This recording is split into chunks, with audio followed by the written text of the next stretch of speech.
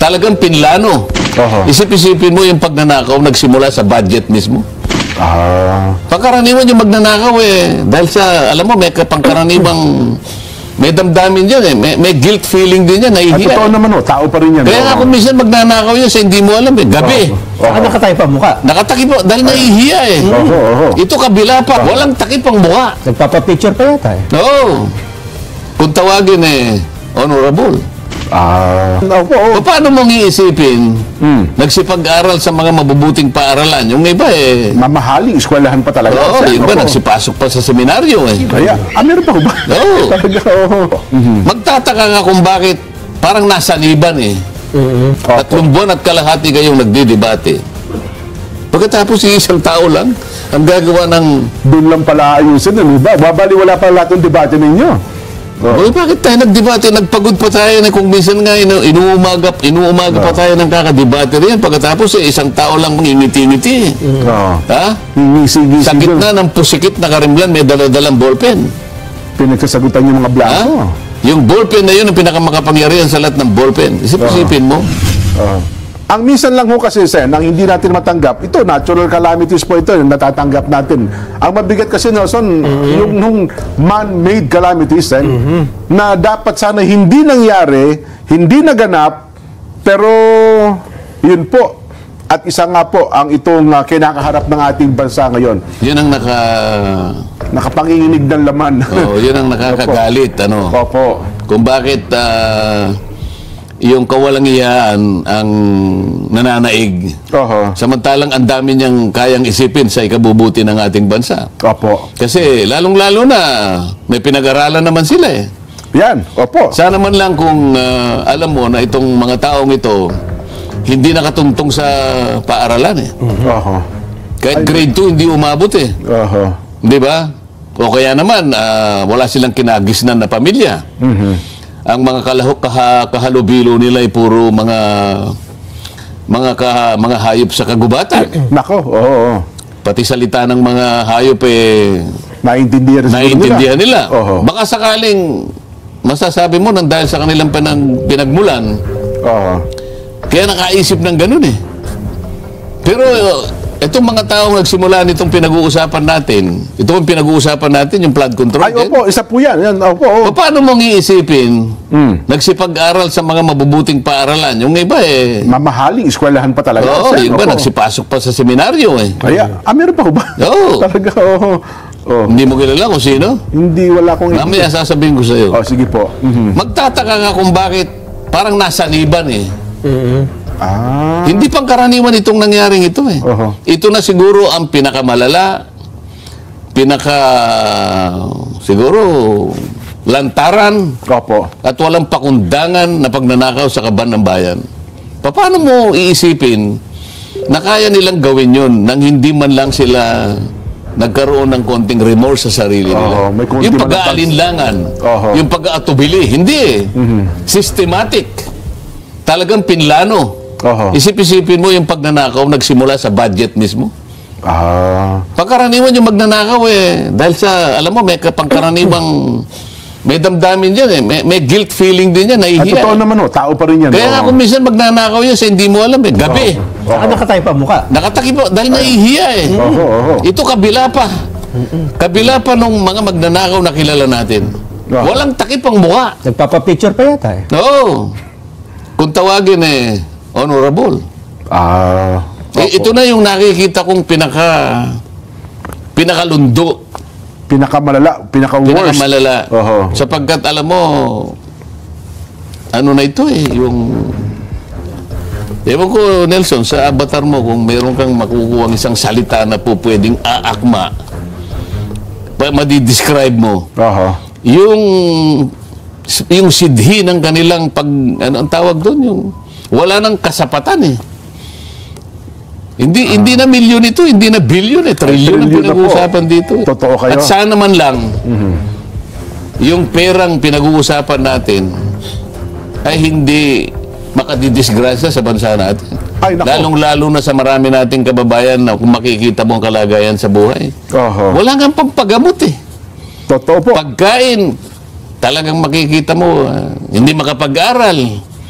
Nakikita mo yung pinuntahan ko sa Agusan. Ni tsinelas, wala yung mga bata eh. Totoo. Kaya mabuti na lang yung kasama ko. Mabuti na lang naisip niya. Sabi ko, bakit naman ka ako yung mga tsinelas, hindi pare-pareho ka ako yung kulay. Kaya mo na ko, sabi niya, importante lang, meron silang... Mayroon sa sapi sa paa. Oo. Isip mo, kaliwa, berde, yung kanan, blue eh. Butas pa yan. Oo. Pero kahit papano, nabigyan lahat ng tsinelas, mga bata. Tsinelas pa lang, at least nakapagpasaya po sa kanila. Oo, Sen. pero kung titingnan mo, bakit nagkaganon yun eh? Walang-wala talaga eh. Pagkatapos itong mga taong ito, napakalakas ng, ewan ko, yung impluensya sa sarili. Hindi ko malaman kung saan nila kinuha yung lakas ng loob para gawin nila yon sa ating bansa. May ginamit kayong termino dyan, Sen, eh. Halang ang kaluluwa. Hindi naman akin yun eh. Ay, hindi ba halang ang bituka? Iba kasi halang ang bituka sa halang ang kaluluwa eh. Hindi kasi, ako nung ako grade 5 pa lang, mahilig na ako sa sine, Jen eh. Opo. Alam mo naman pagka yung mga kontrabida nag-away. Opo. Ha? Yung Fernando Po Jr. Ano yung... Pagkatapos yung, alam mo yung Mary Walter, di ba? Yan. Kilala mo yun eh. Opo. Ikaw naman eh. Official ng Red Cross po yan eh. Hindi ba si Si Mary Walter. Mary Walter, hindi ko malaman kung sinong kasama niya, si Ruben Ruscha yata yun. di ba? O kapag ka pinagsasabihan yung mga magnanakaw ng kalabaw noon eh. Kalabaw pala nga ninanakaw noon eh. Pagkatapos meron pang mamamatay doon sa eksena na yun. Magsasalita yung Mary Walter. Mga halang ang kaluluwa. Yan, Sabi niya. mga Doon ko halang ng kaluluwa. So na-internalize ko yung may di-describe niya pagka yung mga bagay na talaga nakapanlulo mo Opo.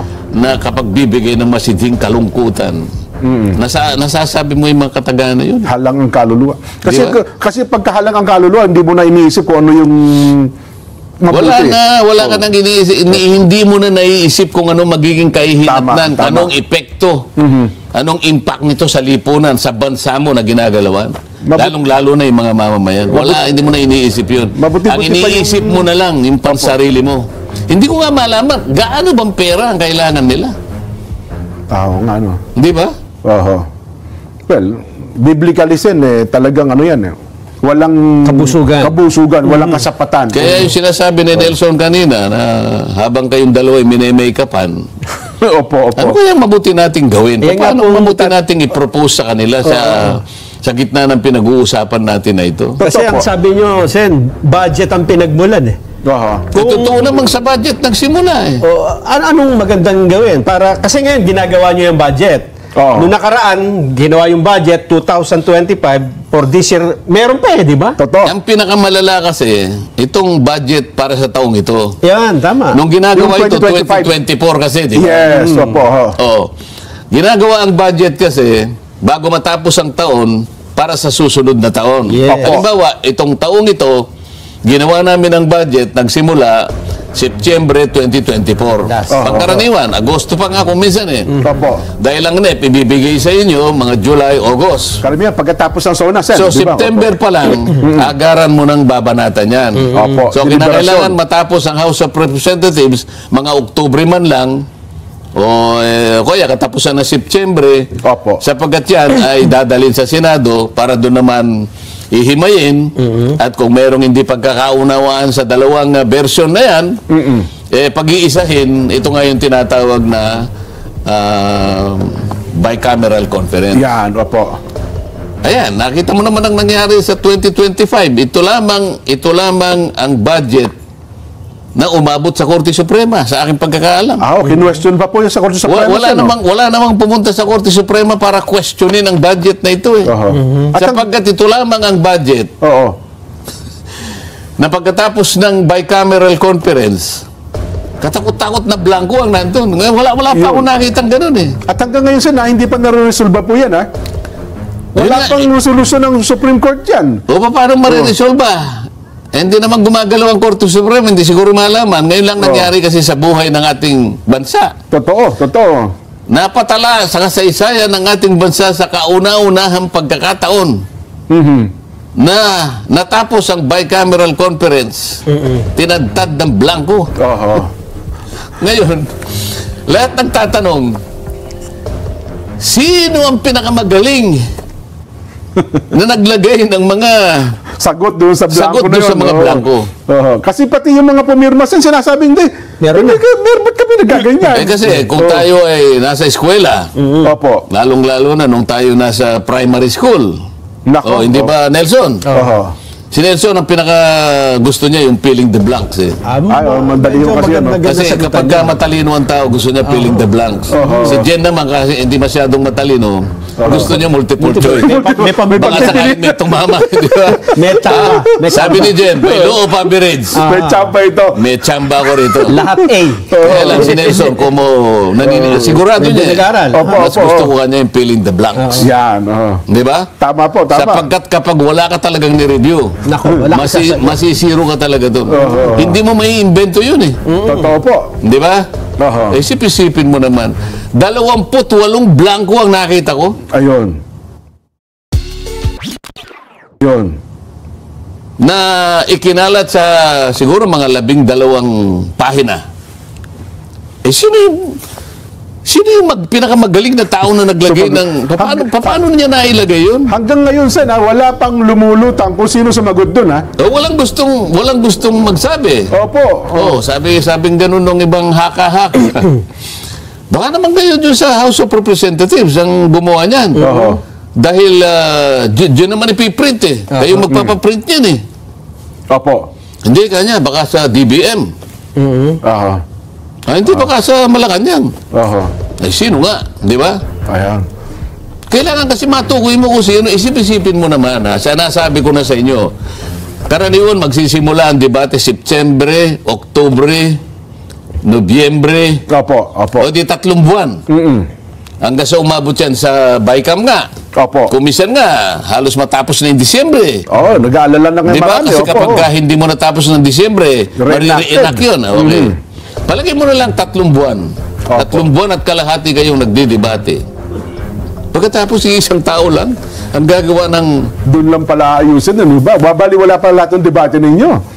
Oy, bakit tayo nagdebate? Nagpagod pa tayo na kung minsan nga inuumaga pa tayo ng kakadebate riyan. Pagkatapos isang tao lang mangingiti-ngiti. Oo. Ha? Hingisi-gisi Sa gitna ng pusikit na karimlan, may daladalang ballpen. Pinagsasagutan yung mga blanco. Yung ballpen na yun ang pinakamakapangyarihan sa lahat ng ballpen. Isipin mo. Siya ang susulat. Alam mo yung budget natin, katumbas ng isang cheque lang. Opo. Sabi nila, ayan ang budget. Diyan nakasulat lahat ang bibilhin nating produkto at serbisyo na yan ang pagdadamutan ng bawat isang Pilipino sa susunod na taon. Yan, sa loob ng isang Isang taon po cheque yan. lang yan. Paano ngayon? May blanco ngayon yan. Sino yung makapangyarihan na yun na nagsulat ng mga blanco na yun? Hindi naman natin na blanco yun eh. Oo nga po, no?